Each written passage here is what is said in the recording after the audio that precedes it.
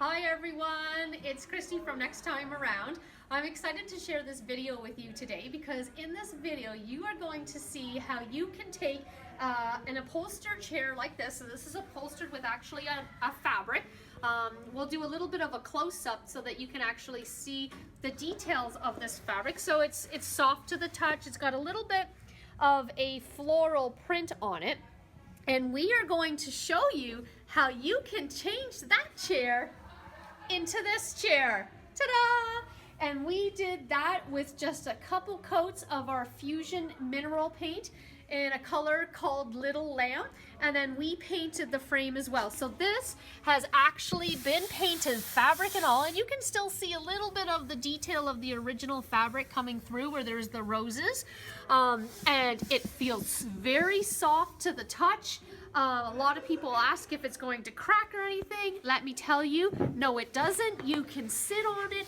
I would say that it feels a little bit more like leather now that we've painted it, but it's something that we encourage you, if you can, you should try to come into our store so that you can feel this firsthand for yourself, because literally this video shows you how you can transform a chair from that into this. And before you say I like the before better, there is nothing wrong with the before chair. It is a great looking chair, it's in great condition, and I like the fabric and everything.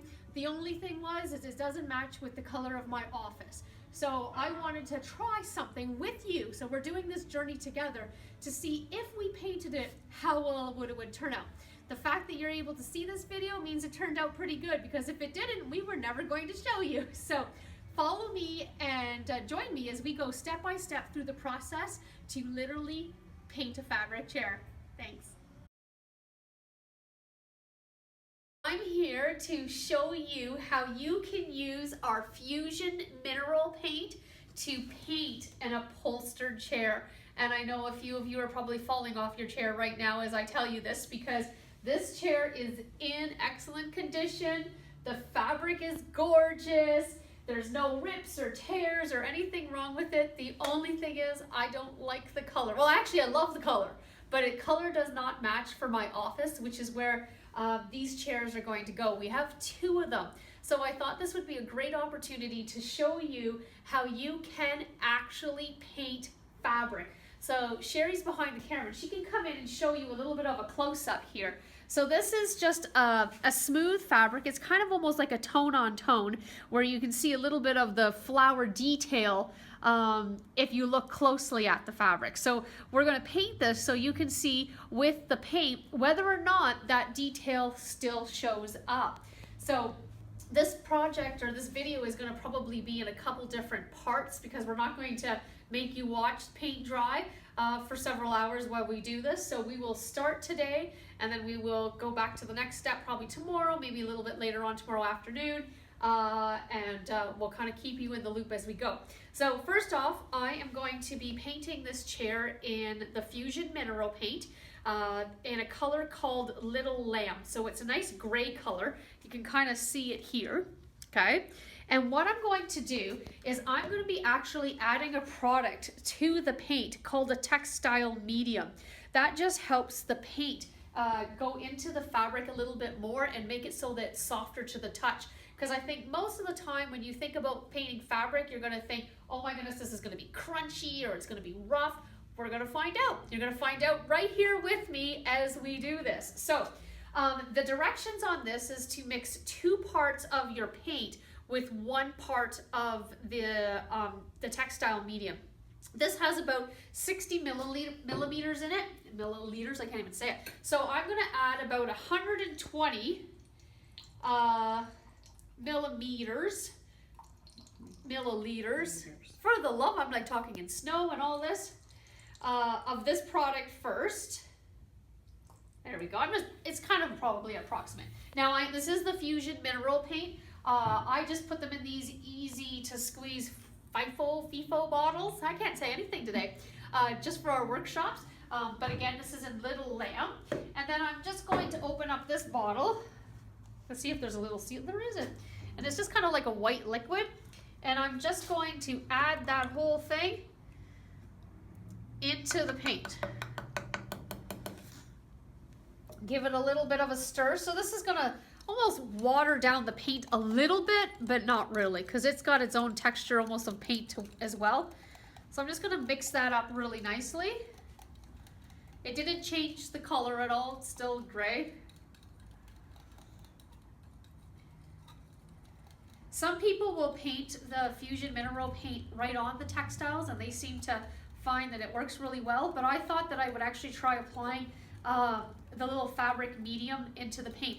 I found these little bottles of fabric medium at Len's Mill store actually. So I'm going to be using, this is my brand new brush, okay? These are the Stylmeister brushes. Everybody rants and raves about how amazing these are. So I thought I'd use the Sash brush, which comes with comes to a little bit of a point, just to get into all the details. So here we go, people. I don't know, I think there's no turning back now. Okay, so I am literally going to start painting this on. Now I've watched a few tutorials, so it seems like the best thing is to try to get the paint right into the fabric. We are not trying to have this sitting on the top. We are actually wanting the paint to mix right in. Now, you'll notice that I didn't tape off any of the wood. That's because I plan to paint that white as well. So I'm doing the fabric first, and I'm not going to care too much if I get a little bit of paint on the actual wooden frame. So this is actually going in there quite well, and we can see the texture of the flowers are still coming through the fabric. And I feel like this is almost dyeing the fabric. I don't know how else to kind of say. I mean, I know I'm not actually dyeing the fabric, but in putting this on, it is actually going into the fabric. Can you see that, Sherry, on the camera view? Does it show the texture? Yep. I'm so used to doing live videos on Facebook where there's a little thumbs up going across happy faces. Right now, there would be a lot of angry faces potentially going across the screen. I don't like angry faces going across the screen too much. But we're doing this video not live, because like I said, it would take a very long time for us to do this whole chair. Now, a lot of times I think people are going to wonder, what do you do when it comes to getting into the little crease here? Well, I'm obviously, that's one of the reasons why I decided to use this Sash brush, is because I can actually push this paintbrush right into that corner. And I do want it to get down in there, because obviously I don't want it to show this turquoise color on the edges as somebody were to sit there. Okay? I would think that we're going to need to probably do 2 coats of this. Again, this is something that we're going to do on the video and watch, and we're going to do this together. So we're going to trial this out, trial and error together, all of us together.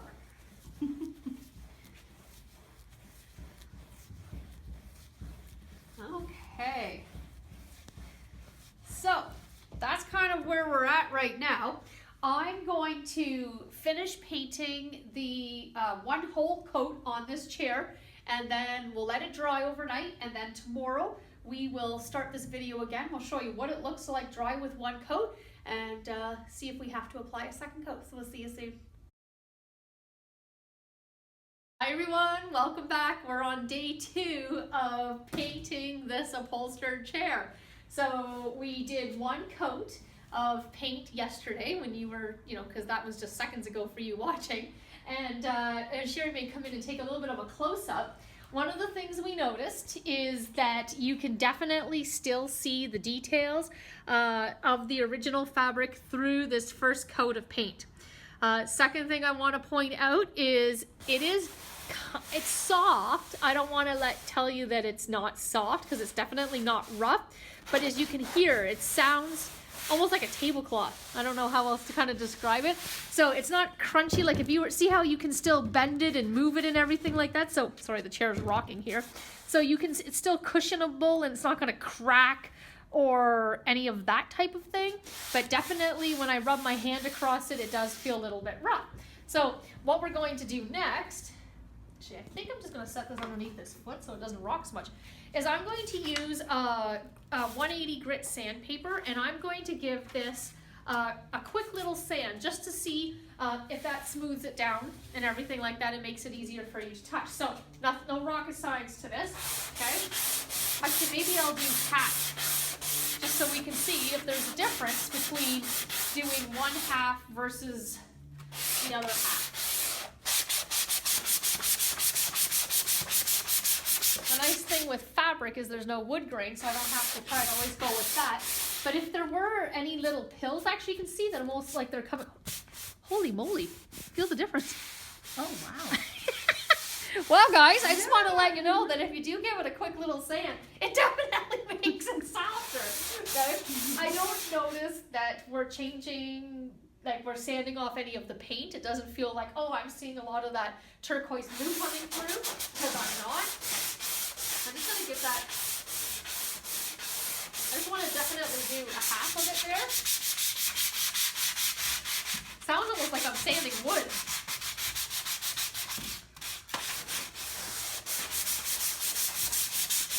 Especially up at the front here.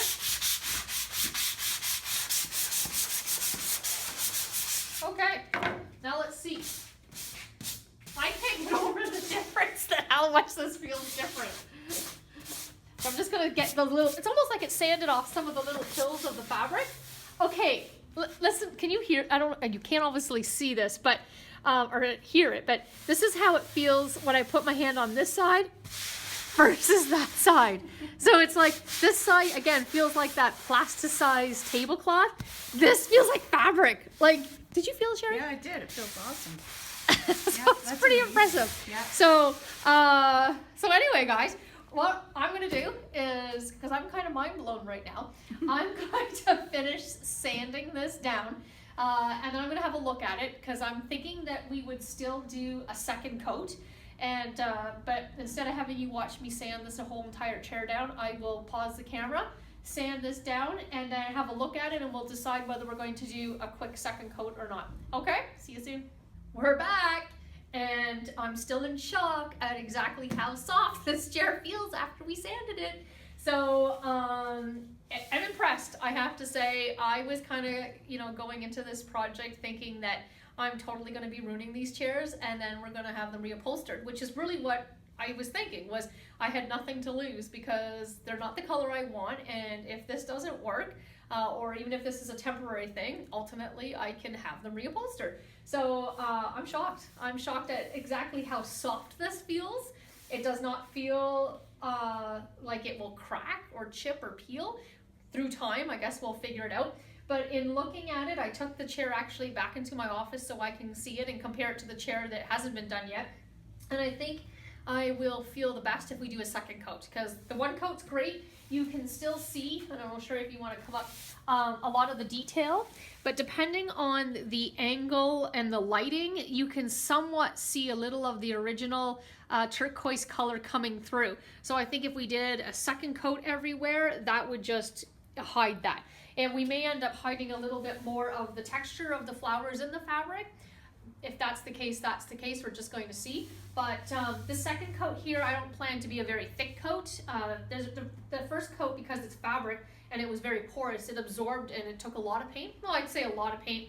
I ended up doing that whole amount that you saw the first time, and I opened up a second container of the textile medium and mixed another batch, and I still have most of that left. So I did almost the whole first coat, literally using, I think, remember we were trying to talk about milliliters, the liquid, I never remember that, with about 100, I probably would say I've used 150 milliliters of paint with one of these 60 milliliter tubs of textile medium. So we're just going to do a second coat. I'm going to change paintbrushes. I'm still going to be using a synthetic paintbrush, which works best for fusion, but because of how I just want to do a quick little thin layer, I'm not going to actually use this brush. Love this brush, it did a great job. I just want the angled brush a little bit more now for getting in closer to the seams.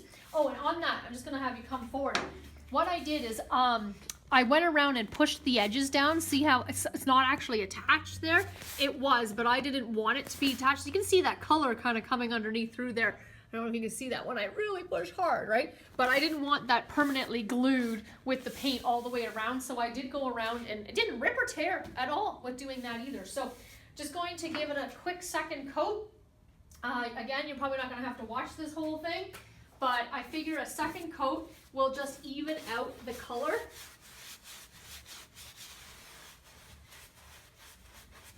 You'll also notice that I look like a really sloppy painter. I'm sure a few of you were thinking that when it comes to how much paint I got on all of the wood trim. It's because I didn't care. We're actually going to be giving that a light sand and then painting the whole frame white. So I really just was going with that big brush and getting all the details.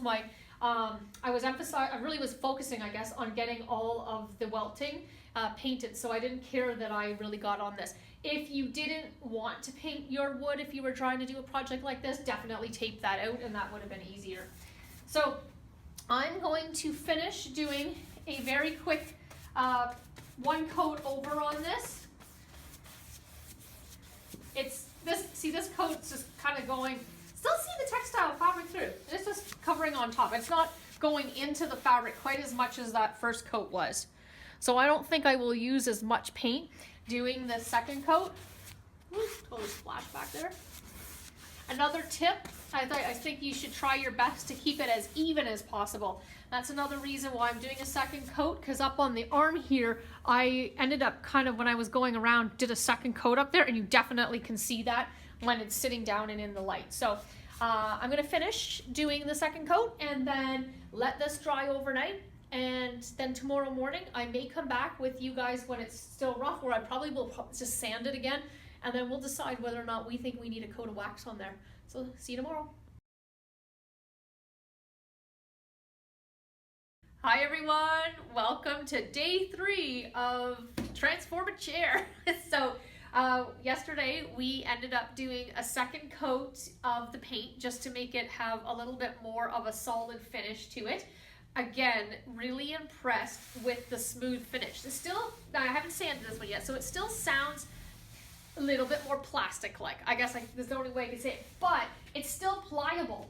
So if you can see here when I'm like squishing it and stuff, like it's not going to crack or do anything. It's very pliable. Like it still feels like a fabric, just maybe not like a soft fabric, but it's definitely not rough to the touch in any way.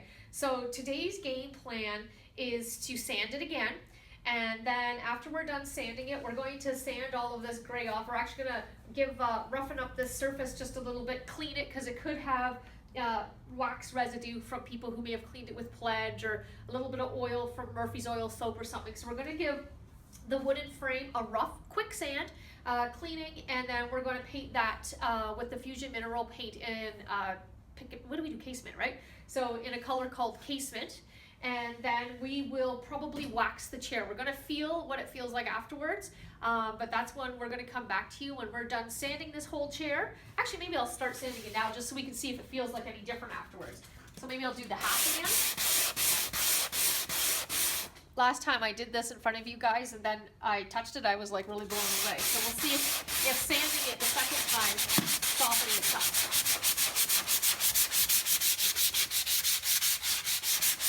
So when I'm sanding it here, it still is kind of like getting rid of a little bit of like, I guess the extra paint. I don't know what else that would really be. I'm not really, again, distressing this in any way. Woo. And I'm using a 180 grit sandpaper right now. So see, it goes really back. It's pretty soft again. Oh yeah. See, when we sand it down like that, it really becomes more fabric-like. Mm-hmm. So it's less plasticized versus this side that you can hear here versus there. You can hear the difference, right? Yeah. So I have to say, I'm impressed with how well this feels. So we're going to finish sanding this chair, sand the frame, clean it like I said, and then we'll come back to you after we're done that. See you soon. Okay, so this is day 4. Back, we finished the chair, and I have to say, I'm impressed.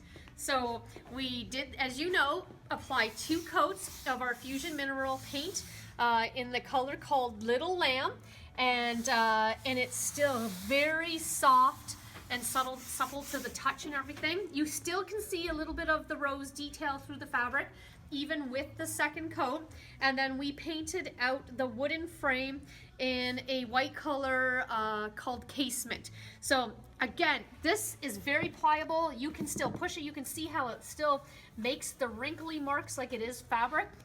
I would say it kind of feels a little bit more like leather now. And a lot of times it was like, is this going to crack? Is it going to split? Anything like that? At this point, I don't think it is.